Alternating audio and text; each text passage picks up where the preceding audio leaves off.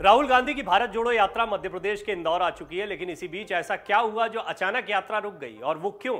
मध्य प्रदेश में भारत जोड़ो यात्रा के छठे दिन सैकड़ों पदयात्रियों का कारवां राहुल गांधी की अगुवाई में इंदौर से उज्जैन की ओर बढ़ रहा है। ऐसे में बीच में कुछ ऐसा हुआ कि यात्रा कुछ देर के लिए रुक गई, और वो इसलिए क्योंकि राहुल गांधी और उनके नेता सांवेर की ओर जाते समय जैसे ही मॉडर्न चौराहे के पास पहुंचे, तभी बीच में दो युवक जोर जोर से जय श्री राम और मोदी मोदी के नारे लगाने लगे।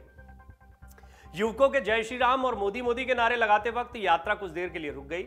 लेकिन सवाल उठता है कि भारत जोड़ो यात्रा में नारे लगाने वाले कोई मनचले युवक हो सकते हैं या बीजेपी से जुड़े हुए कार्यकर्ता।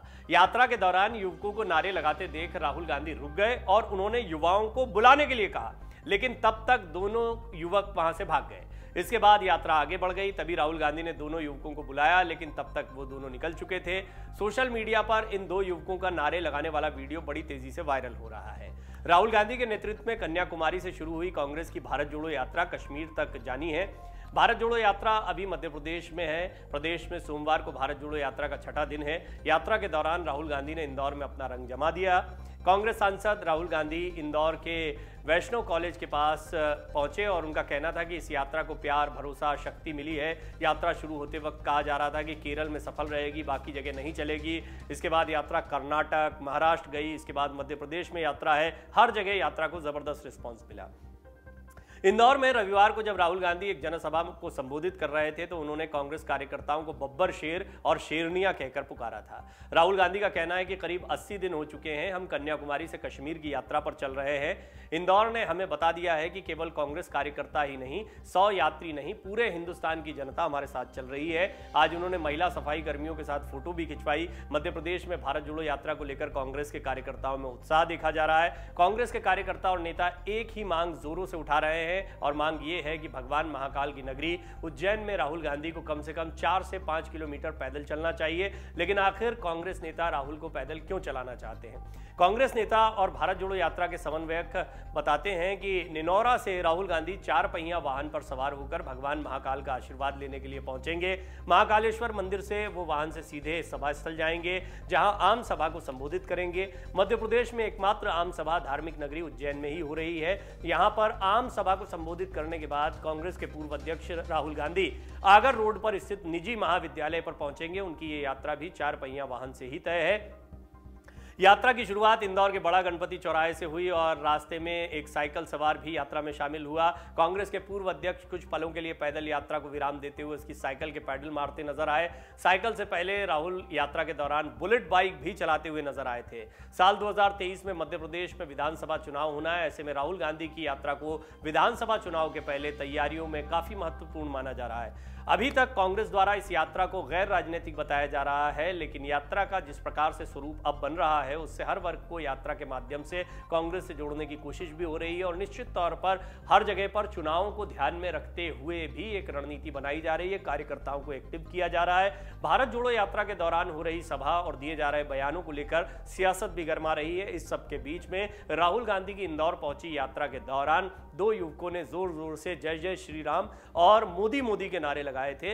राहुल गांधी वहां रुकते हैं और उन युवकों को बुलाने के लिए कहते हैं, उनको बुलाते हैं, लेकिन युवक वहां से तब तक भाग जाते हैं। बहरहाल इस तरह की कई चीज़ें होती हैं जब आप सार्वजनिक यात्रा में होते हैं। राहुल गांधी इससे पहले भी कह चुके हैं कि यदि कोई हम पर हमला करता है तो किस तरीके से हमें उनसे निपटना है। उन्होंने बाकायदा इसका एक डेमो भी दिया था और वो डेमो भी काफ़ी लोकप्रिय हुआ। लेकिन इस सब के बीच में राहुल गांधी की इस यात्रा की वजह से उनकी एक अलग छवि और कांग्रेस की एक अलग इमेज भी सामने आई है। लेकिन इसका चुनावी फायदा कितना होगा, ये बहुत बड़ा सवाल है। राहुल गांधी गुजरात भी गए, बीच में 2 दिनों के लिए ही बेशक गए। उन्होंने 2 रैलियां यहां पर की थी, जमकर वो गरजे थे, लेकिन इन रैलियों को अपर्याप्त माना जा रहा है। इसी तरह की कमी हिमाचल के चुनाव में भी महसूस की गई है और बार बार यही कहा गया है कांग्रेस नेताओं की तरफ से कि ये चुनाव के लिहाज से निकाली गई यात्रा नहीं है। लेकिन ये बात भी सही है कि कांग्रेस के तमाम नेताओं को अब ये एहसास हो रहा है कि यात्रा को ये रिस्पांस मिलेगा। अगर इस बात का अंदाजा होता तो शायद वो राहुल गांधी की चुनावी यात्रा भी बनाते इसको, लेकिन तब तक शायद इतना अंदाजा नहीं लगाया गया था यात्रा के विषय में। लिहाजा अभी यात्रा अपने तय रूट के हिसाब से चल रही है। बीच में 2 दिनों का गैप गुजरात चुनाव प्रचार के दौरान आया था।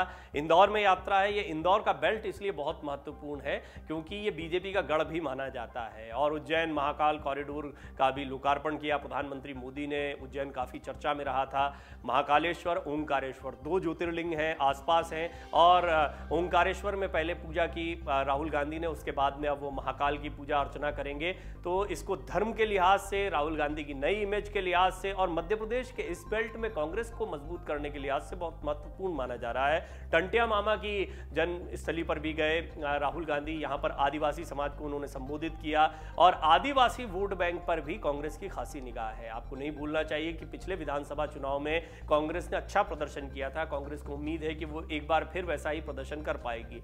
निश्चित तौर पर बीजेपी के लिए चुनौतियां इस बार बढ़ सकती हैं क्योंकि अंदरूनी राजनीति भी है।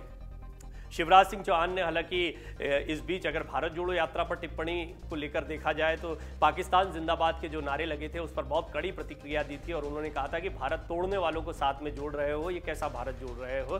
बहरहाल इस सब के बीच में मध्य प्रदेश में यात्रा आगे बढ़ रही है और इस दौरान मोदी मोदी और जय श्री राम के नारे जब लगे तो एक बार फिर ये चर्चा में आ गई। डाउनलोड करें अमर उजाला ऐप और पाएं खबरें लगातार। अगर आप ये वीडियो YouTube पर देख रहे हैं तो हमारे चैनल को सब्सक्राइब करें और बेल आइकन को दबाना ना भूलें। अगर आप Facebook पर ये वीडियो देख रहे हैं तो हमारे पेज को लाइक करें।